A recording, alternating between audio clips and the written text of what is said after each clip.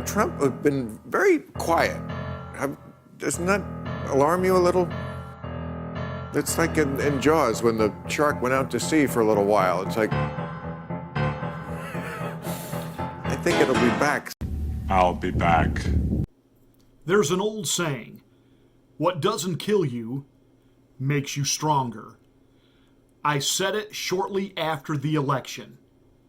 No matter how things turned out with the recount, the protesting, the examination of what took place during the 2020 election, I warned the liberals, I warned the rhinos that Donald Trump was much greater of an adversary to you and to your ridiculous policies and what it is that you're trying to do to this country.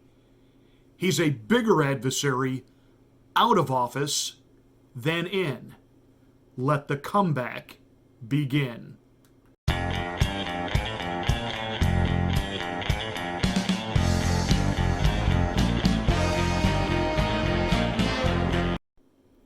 From Russian collusion hogwash, which ate up 3 years of time, millions of dollars in investigations, hearings, and proceedings, which produced absolutely nada, nothing.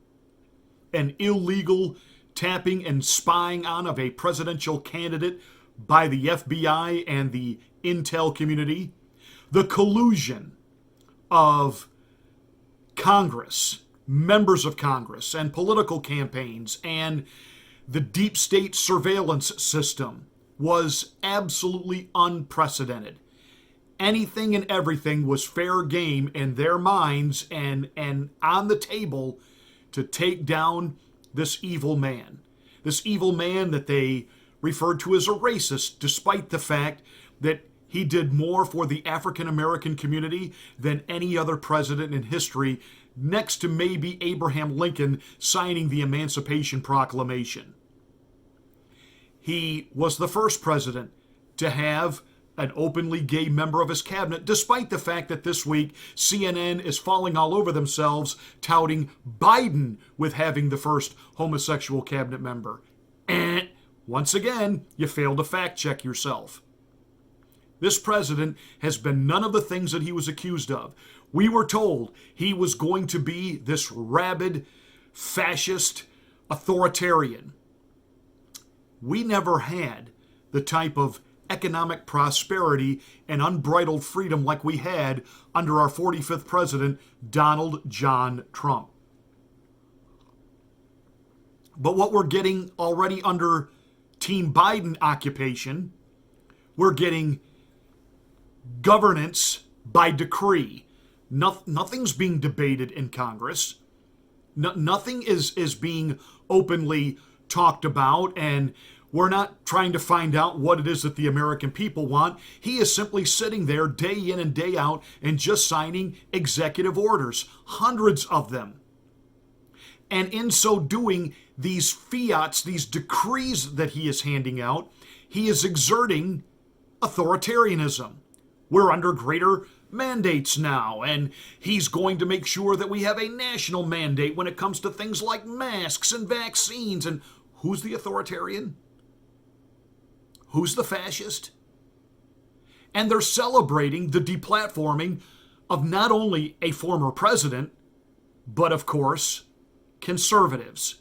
And now, after all of the things that they did for 4 years to obstruct this president, and yet he still got border wall built, he still turned the economy around, and yeah, it was the Trump administration that in the midst of a pandemic, they were the ones that got the vaccines out in record time, and Joe Biden has done absolutely nothing in the way of facilitating a greater dispensing of the vaccine. They are simply following the Trump playbook. And it's the one area, the one area where Fauci did concede, Operation Warp Speed, that was a good thing. Of course, we know that Fauci benefits from it personally.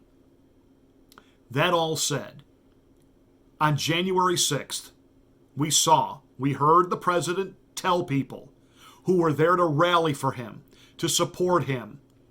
There were 1.2, 1.3 million people in Washington, D.C. 500,000 of them were evangelicals who were there to pray for their president, pray for their nation. 100 or so got inside the Capitol. We have seen the video footage of the Capitol Police walking the dude with the big horns into the sacred chamber of the House of Representatives and talking with him, cracking jokes with him. The Chewbacca man is what they call him, went up to where Nancy Pelosi usually stands, and the Capitol Police officer said, "Now look, dude, this is a sacred chamber, and that area is reserved for the Speaker of the House." And Chewbacca man came down. You watch the video footage, most of these people are walking through the Capitol Rotunda like high school kids on a field trip. They're taking pictures, they're looking at monuments and paintings. They weren't destroying anything, didn't smash anything, didn't spray paint anything. And despite the fact that AOC is an absolute unmitigated liar and has now been going on social media talking about she was almost killed and had to hide behind a bathroom door. Does anybody actually believe that? This chick is never without her cell phone camera. Do you not think that if somebody was actually trying to do her bodily harm, her camera would have been out? We would have captured the moment? Yeah, exactly. She is a liar and a kookball and an opportunist. And by the way, let me just say this to you socialists that think that AOC, Alexandria Ocasio-Cortez, she's wonderful. She's capitalist. She is an absolute social media icon, and she's got her own product line now. Oh, and she's done modeling photo shoots in really expensive clothes. Those are not things that committed socialists do. So that all said, they come up with, he tried to create an insurrection, therefore he must be impeached. And the impeachment has been nothing but a sham. It was pushed through. Now we find out that some of the people who did get inside the Capitol, they had been planning this for weeks before President Trump gave his speech on January 6th. He incited no one to do anything violent. He said, you will walk peacefully down to the Capitol and make your voices heard. And how many coaches, how many people, I know I coached for 25 years at the high school varsity level. I can tell you that in locker rooms and during timeouts, the number of times I have said, get in there and kill them. What was that? Did that mean go out there and do bodily harm? No, it meant fight, and I've used that word a lot, fight. Come on, you got to fight for every point. Fight for those rebounds. Fight, control.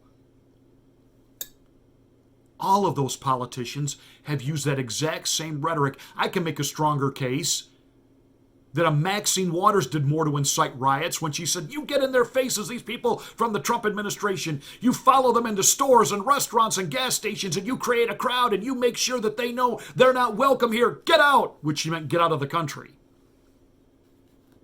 These people are trying to track down now where former Trump administration officials are now working so that they can be fired, and they want them deplatformed, and they want them doxxed and outed, and they want people to stand on their front lawns and protest them and burn their houses down. But Trump is the insurrectionist? Come on. Well, finally, now that the dust has settled and the truth is really coming out, recent polling indicates 60% of all Americans oppose this latest impeachment. Well, Shazam, Batman.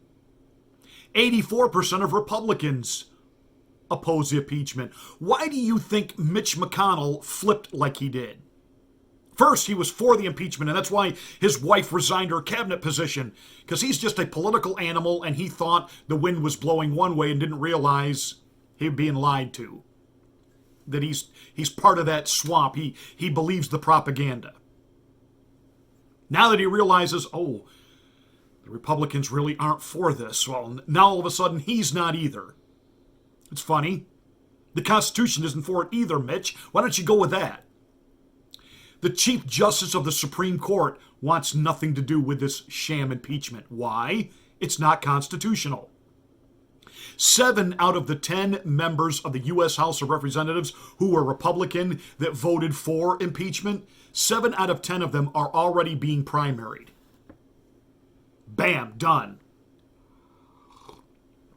Liz Cheney, who led the charge on the Republican side for impeachment in the House, she is the 3rd highest ranking Republican in the House of Representatives.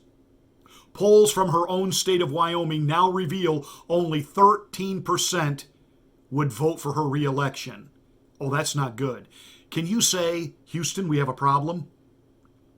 Liz Cheney has a huge problem. Think about this. She is the daughter of a former vice president. She is the 3rd highest ranking Republican in the House of Representatives, and 115 of her peers from the Republican Party in the U.S. House of Representatives all want her removed from her chairmanship. Liz Cheney is a dead politician walking. Her political career is over. And let's not forget that Mitnius Romneyus and the 5 Republican rhinos in the Senate, their reckoning day is coming as well. They will not be reelected. So what does all of this mean? The impeachment is over. Jimmy Fallon did a monologue because, these late night comedy guys, they don't do jokes anymore. He said that the entire Trump legal team has quit just before the impeachment. Jimmy, are you on crack? No, seriously. Quit? No.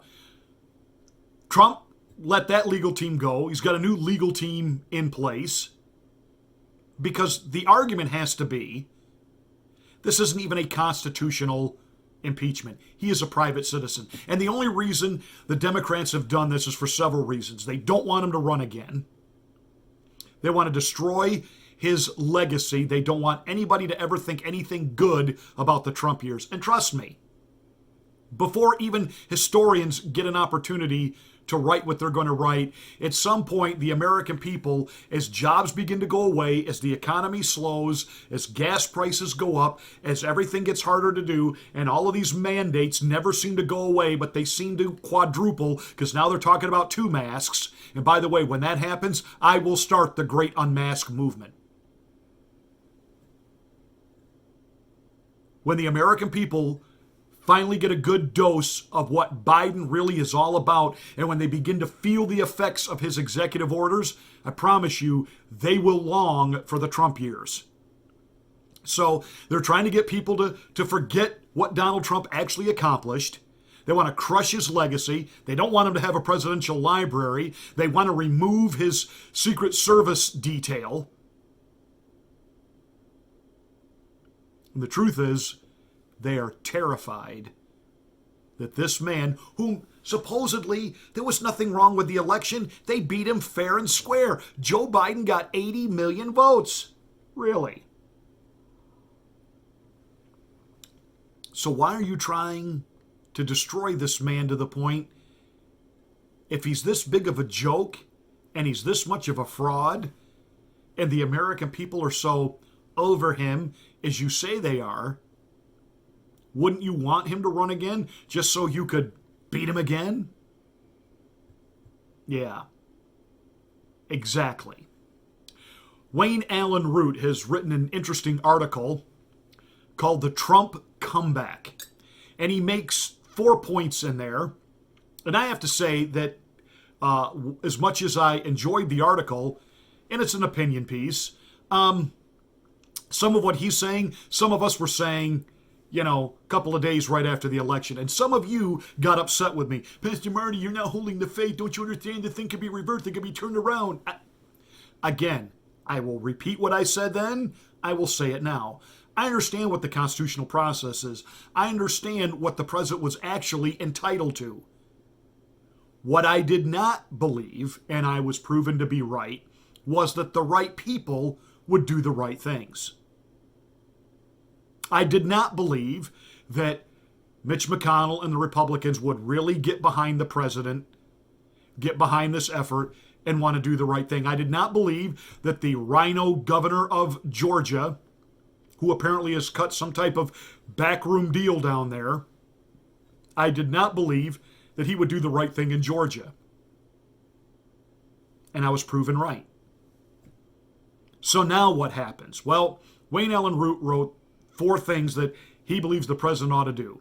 Number 1, the president must be the GOP kingmaker. I agree with that 100%. There are 74 million of us who voted for Donald J. Trump. We did not vote for Mitnius Romneyus.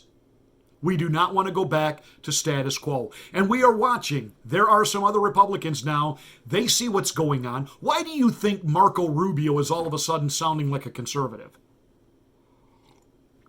You know, he's talking about taking on big tech and he doesn't like the censorship. Well, good, Marco. You didn't really seem to do anything about it when you had the representatives of big tech there. And I don't mean just recently. I mean as a couple of years ago when many of us were sounding the alarm of what Facebook was doing. Harvesting information, suppressing algorithms. Same thing with YouTube. Same thing with Twitter. And you guys on Capitol Hill, you went through your dog and pony show. You didn't really do anything about it. You went through a dog and pony show. Half the congressmen asking questions was apparent they had never even been on social media. And if they have a social media presence, it's only because some 25-year-old intern runs it for them. They haven't got a clue how it works. So there was no oversight or restrictions placed on big tech. And now you got a real problem on your hands. But hey, Marco, better late than never. But I know why you're shifting the way you're shifting. You're trying to attract Trump people because you want to run in 2024. Got it. Now, the guy that I do believe, even if he runs in 2024, is doing what he's doing based on real conviction is Rand Paul. God bless Rand Paul and taking the stand he did in the impeachment. Thanks to him, impeachment is dead on arrival because he reminded the Republicans, hey, this president did not lead an insurrection. Listen to the speech again. The voters do not support this, and this is not constitutional. This is a bunch of hogwash. We have real work to do. And as a result, 45 senators voted and agreed with him. There are 74 million of us who supported this president, and we want candidates like Trump. See, one of the benefits of Trump not returning to the White House, and this is a benefit, in draining the swamp would mean he would have to drain the GOP. He couldn't do that as the president and try to give this appearance of, we got to be a team player because I need these guys to get things through. Because, see, President Trump actually did run things through Congress, unlike Joe Biden. So to a certain degree, he had to play the political game, and he had to posture a little bit, and he had to say nice things about Mitch McConnell. And he even went out and campaigned for Mitnius Romneyus. And we see the game, the backstabbing that these guys play. They are political animals who eat their own, literally. So now what the president needs to do is, before he can drain the swamp, drain the GOP. I think all of us, myself included, we were shocked that when Donald Trump took office in January of 2017, I really thought, well, the Republicans, even if they were never Trumpers, et cetera, they will now get on board that are there on Capitol Hill. And from the beginning, they fought him. From the beginning, they didn't defend him. And when it was announced that they were going to put together special prosecutors and look into collusion, you know, Paul Ryan was apprehensive and Mitch McConnell was apprehensive. And they were all, finally, about a year in, they began to realize, oh, there really is nothing to this Russian collusion. These guys have all got to go. Got to clean house.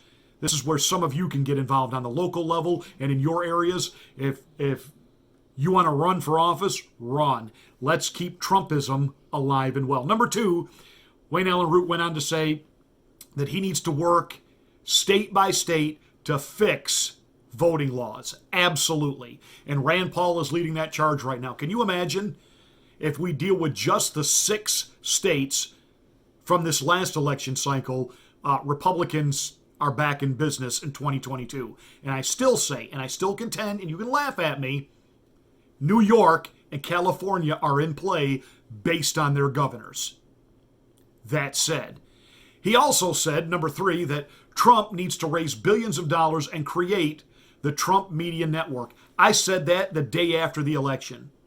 when everybody else was down or trying to, hope that some, incredible miracle was going to happen, where the Trump legal team was going to swing in there and deliver the Kraken. If I hear that phrase one more time, I may crack myself. They're going to deliver the Kraken. I said what Trump needs to do is he needs to buy One America News Network or Newsmax and needs to start the Trump media outlets. He needs to be on cable TV. He needs to have his own social media platforms. Shoot, he ought to launch his own satellite so that things like Google and Mozilla can't deplatform the platforms, which is what they're doing now to like Parler. Well, you know what? We're just going to have to create our own internet infrastructure. And President Trump has the ability to do that.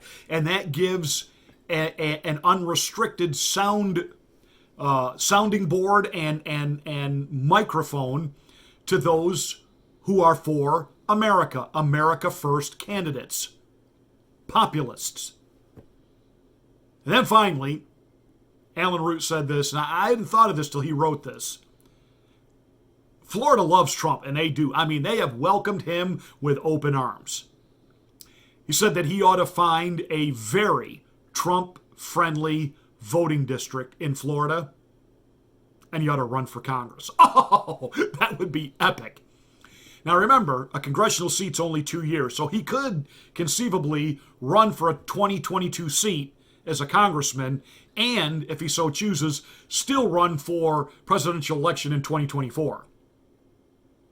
And here's the thing. Donald Trump gets elected to Congress. The Republicans flip the Congress. Can you imagine Donald Trump being Speaker of the House? Bump-a-dump-bump. Oh, impeachment for Joe Biden?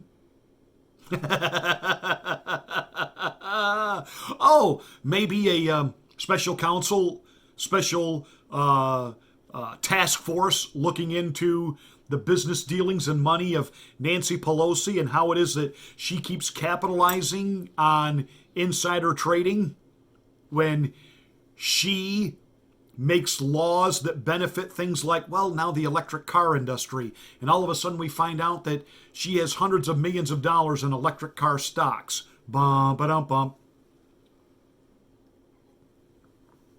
So this is getting very interesting. Now, personally, I think the president's far better at building that media empire. And if he chooses to run again in 2024, I think that's awesome, baby.